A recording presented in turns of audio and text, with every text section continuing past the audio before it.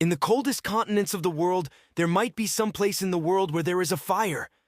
It is quite difficult to imagine such a thing. The reality is that many volcanoes are also found in Antarctica. There are 4 volcanoes on Iceland alone, of which Mount Erebus is a real example.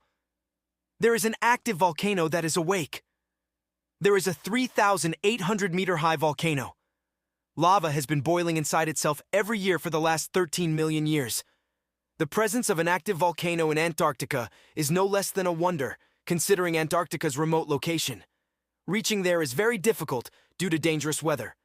For the first time in 2013, scientists were successful in climbing this volcano, and they also observed many microorganisms.